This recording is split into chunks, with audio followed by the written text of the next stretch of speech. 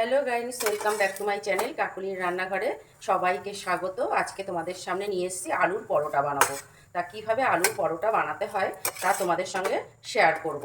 সুন্দর একটা সফট, দারুণ নরম, তুলতুলে আলুর পরোটা হবে, একদম ইউনিক স্টাইলের হবে। তাহলে দেখো কিভাবে আমি আলুর পরোটা তৈরি করি। আমি আলুর পরোটা করার জন্য এরকম কাচের কাপে 2 কাপ ময়দা নিয়ে নেব। 2 কাপ ময়দা নিয়ে নিলাম। আর নিয়ে নিচ্ছি হাফ চা চামচ লবণ দিয়ে দিলাম, 1 চামচ চা চামচের 1 চামচ চিনি দিলাম, বেকিং সোডা হাফ চামচেরও কম দিলাম, আর বেকিং পাউডার হাফ চামচ দিয়ে দিলাম, আর সাদা তেল 1 চামচ, চা চামচের 1 চামচ থেকে 1.5 চামচ তেল দিলাম। এবার ভালো করে এটাকে ময়াম দিয়ে নিতে হবে। খুব সুন্দর করে, যত ভালো ময়াম দেবে আলুর পরোটাটা তত ভালো হবে। আমার ময়ামটা খুব ভালো করে দেওয়া হয়ে গেছে। দেখো, ময়াম দিলে এরকম মুঠো হয়ে যাবে, তবেই ময়ামটা ভালো হবে। এইবার আমি ঈষৎ উষ্ণ জল দিয়ে, এটা আস্তে আস্তে জল দিয়ে এটা একটা ডো তৈরি করে নেব। আমি এবার ঈষৎ উষ্ণ জল দিয়ে এটাকে মাখিয়ে আধ ঘন্টা রেখে দেবো। খুব সুন্দরভাবে চাইনিজ স্টাইলের আমি এই আলুর পরোটাটা তৈরি করব। দারুণ নরম এবং খাস্তা হবে। সুন্দরভাবে এই পরোটা এত সুন্দর হবে তোমরা ভাবতেও পারবে না। দেখো, আমি একটা ডো তৈরি করে নিই। এই দেখো, আমি ডোটা বানিয়ে নিলাম। একটু তেল মাখিয়ে রাখলাম ডোটা, যাতে এটা খুব শক্ত করিনি আবার খুব নরমও করিনি, মিডিয়াম মাপের করেছি। এই দেখে নাও, একদম দারুণ মাখা। আর সবসময় ঈষৎ উষ্ণ জলে এটা কিন্তু ময়ামটা দিয়ে মাখতে হবে। আধ ঘন্টা আমি এটা রেখে দেবো। এই দেখো, আলুর পুর বানাবো বলে আলু 3টে ছোটো সাইজের আলু সেদ্ধ করে নিয়েছি, দিয়ে আমি হাত দিয়ে ম্যাশ করে নেব। তোমরা চামচ দিয়ে হোক, হাতা দিয়ে হোক করতে পারো, আমি হাত দিয়ে করে নিলাম। এর মধ্যে আমি সামান্য চাট মশলা দিয়ে দিলাম, আর দেব, এটা স্বাদ বাড়ানোর জন্য প্লেন নুন না দিয়ে আমি বিট নুন দিয়ে দেবো। আন্দাজ মতো বিট নুন দেবে, কারণ ময়দাতে নুন দেওয়া আছে। আর দেবো কাশ্মীরি লঙ্কার গুঁড়ো, একটু কালার হওয়ার জন্য। জিরের গুঁড়ো একটু দিয়ে দিলাম। সব সামান্য পরিমাণ করে দেব। তোমরা আলুটা যদি বেশি হয় তাহলে সেইভাবে দেবে। আমার আলুটা কম আছে বলে, কম দিয়েছি বলে আমি এটা দিলাম। আর সবশেষে দেব ভাজা মশলা, এটা ভাজা জিরের গুঁড়ো দিয়ে দিলাম। এবার আমি এটা নিরামিষ করেই করছি, সেই জন্যে আমি এখানে পেঁয়াজ বা রসুনের কিছু দিইনি। এবার এটা সুন্দর করে মাখিয়ে নেব। একটা সুন্দর গন্ধ বেরিয়েছে ভাজা মশলা, চাট মশলার, সেই জন্য আর কিছু প্রয়োজন পড়ে না। তোমরা লঙ্কার কুচি দিলেও দিতে পারো, বা চিলি ফ্লেক্স দিলেও দিতে পারো। আমি এইভাবেই করলাম। খুব সহজ উপায়ে একটা সুন্দর রেসিপি, ইউনিক রেসিপি তোমাদের সঙ্গে শেয়ার করতে চলেছি। দেখো এবং এইভাবে তৈরি করার চেষ্টা করো। খুব সহজভাবে যে কেউ পারবে করতে। এইদিকে দেখো, আমার এটা আধ ঘন্টা হয়ে গেছে। এবার আমি এটা আরেকটু ভালো করে মুথে নিয়ে আমি এই লেচি কেটে নেব। খুব সুন্দর নরম হয়েছে।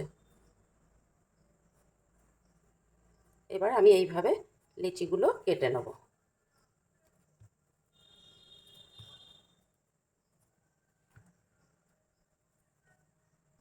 আমি 4টে লিচি করে নিলাম, দিয়ে এইভাবে খোল করে নেব। একটু বড় করে খোল করব। এই দেখো, এর মধ্যে আলুর পুরটা দিয়ে দিচ্ছি, দিয়ে এইভাবে মুখটা ভালো করে মেরে নিতে হবে। এভাবে সবগুলো পুর ভরে নেব। এ দেখো, আর একটা এইভাবে দেখিয়ে দিচ্ছি। এইভাবে সবগুলো পুর ভরে, এ দেখো, আমি 4টে লিচি কেটে আমি এটার মধ্যে পুর ভরে নিলাম। আমার রাস্তার ধারে বাড়ি, সব সময় এত গাড়ি চলে, ভিডিওগুলো করতে গেলে একটা দেখবে হালকা আওয়াজ পাও, মানে ভীষণ গাড়ির আওয়াজ। গাড়ি এত যায়, সব সময় গাড়ির আওয়াজ হতেই থাকে। এবার আমি একটু আটা ছিটিয়ে এগুলো আলতো হাতে বেলে নেব। এবার এর মধ্যে একটু ময়দা ছিটিয়ে নিলাম, নিয়ে এটা আলতো করে করে হাত দিয়ে একটু চাপ দিয়ে, বেশি জোরে দেওয়া যাবে না, কারণ এরকম করে একটু মোটা মোটা আলুর পরোটা তো, বেশি পাতলা হবে না, একটু মোটা মোটা করে বেলে নিতে হবে। এইভাবে বন্ধুরা, ভিডিওগুলো দেখছো, কেমন লাগছে অবশ্যই কমেন্ট করে জানাবে। আমি যতটা পারি আমি ভালো ভালো ভিডিও দেওয়ার চেষ্টা করি, তোমরা একটু খেয়াল করবে। আমি বেলে নিয়েছি, একদম থিকনেসটা দেখো, একটু মোটা, অত পাতলা করিনি। এই পরোটাগুলো এরকম থিকনেসই করতে হয়, আর এইভাবেই করতে হবে। চলো এবার ভেজে নিই। এটা কেটে গেছে, আমি একটা একটা করে এটা দিয়ে আগে ভেজে নেব। এপিট ওপিট করে কাঠকোলায় ভেজে নেব, এপিট ওপিট করে ভেজে নেব। এই দেখো, এত আওয়াজ হচ্ছে, মানে খুব বাজে লাগে। চারপাশ দিয়ে এত গাড়ি যাচ্ছে রাস্তা দিয়ে, ভিডিও করাটা খুব সমস্যা হয়ে যায়। এই দেখো, এইবার আমার ওটা হয়ে গেছে। এইবার আমি বাটার দিয়ে ব্রাশ করে নেব। তোমরা তেলও, সাদা তেলও ব্যবহার করতে পারো, ঘি ব্যবহার করতে পারো। বাটারের একটা গন্ধই আলাদা, সেই জন্য এপিট ওপিট করে আমি বাটার দিয়েই আমি আজকে করছি। দেখো কত সুন্দর ভাজা হয়ে গেছে। এবার আমি এটা তুলে আবার আলাদা করে আর একটা দেবো। সুন্দর ভাজা হয়েছে আর খুব নরম হয়েছে। আমি দুরকমভাবেই দেখাবো, আমি ঘি বা বাটারেও দেখাবো, আমি তেলেও দেখাবো। এইটা আর একটা দিলাম, এইভাবে আমি বাটার লাগিয়ে নেব। আগে এপিট ওপিট করে ভেজে নিতে হবে, নিয়ে তারপরে বাটার লাগাতে হবে। খুব সুন্দর গন্ধ বেরোয়, বাটারে এক রকমের, তেলের আর এক রকমের, কিন্তু সবগুলোই খেতে দারুণ হবে। দেখো কত সুন্দর ফুলছে আর কত সুন্দর এটা হয়েছে। এরপরে একটু দেখাবো তেলে একটু ছাকা। এ দেখো, এপিট ওপিট করে এটা ভেজে নিয়েছি, দেখো ফুলছে কীরকম। এবার আমি এটা দেখাবো তেলে, একটু তেল বেশি দিয়ে, এটা ব্রাশ করবো না, এমনি সরাসরি তেলে ভেজে নেবো। দারুণ হবে কিন্তু এটা। তোমরা চিলি চিকেন দিয়ে হোক, বা আলুর দম হোক, চিলি সয়াবিন হোক, যেটা দিয়েই হোক তোমরা পরিবেশন করতে পারো। আর গরম গরম পরিবেশন করলে দুর্দান্ত লাগবে। আমার আলুর পরোটা হয়ে গেছে, আর এইদিকে আমি চিলি সয়াবিন করে নিলাম। দারুণ মজে যাবে আলুর পরোটার সঙ্গে চিলি সয়াবিন। এই রেসিপিটা আমি দিয়ে দেবো, আগেও দেওয়া আছে, আবার এইটার রেসিপিটা আমি দুদিন পর দিয়ে দেবো। সুন্দর একটা রেসিপি তোমাদের সঙ্গে শেয়ার করলাম। কেমন লাগলো আমার ভিডিওটা অবশ্যই জানাবে, কমেন্ট করবে।